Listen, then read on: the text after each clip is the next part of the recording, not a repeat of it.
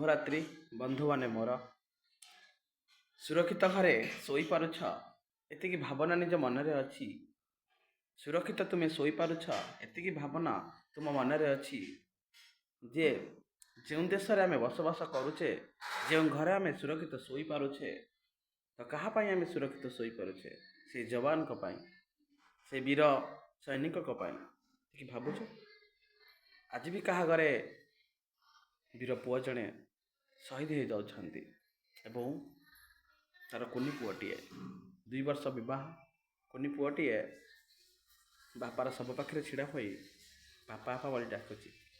ଠିକ୍ ଭାବିଲ, ତା'ର କ'ଣ ନିଜ ବାପା ପାଖରେ ରହିବାର ଅଧିକାର ନଥିଲା? ବାପାଙ୍କର ସ୍ନେହ ପାଇବା ପାଇଁ କ'ଣ ଅଧିକାର ନଥିଲା? ହେଲେ ସମୟ ତାକୁ ସେ ସୁଖ ଦେଲା ନାହିଁ। ଏଇ ଦେଶ ପାଇଁ, ଏଇ ମାଟି ପାଇଁ, ନିଜର ମା' ପାଇଁ ଯେଉଁ ଶହୀଦ ଯବାନ ନିଜର ଜୀବନକୁ ଉତ୍ସର୍ଗ କରିଦେଇଛନ୍ତି, ତାଙ୍କ ପାଇଁ ହୃଦୟରୁ ସଲାମ, ହୃଦୟରୁ ପ୍ରଣାମ, ହୃଦୟରୁ ପ୍ରାର୍ଥନା। ଭଗବାନ ତାଙ୍କର ଆତ୍ମାକୁ ଶାନ୍ତି ପ୍ରଦାନ କରନ୍ତୁ, ତାଙ୍କ ହୃଦୟରେ ସ୍ଥାନ ଦିଅନ୍ତୁ। କାହିଁକି ନା ଯେ ନିଜ ମା' ପାଇଁ ଜୀବନ ଦେଇଥାଏ, ସେ ତ ସଦାବେଳେ ସମସ୍ତଙ୍କ ହୃଦୟରେ ବସବାସ କରିଥାଏ।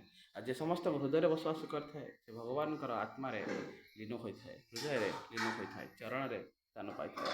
ଜୟ ଜଗନ୍ନାଥ। ଶୁଭରାତ୍ରି।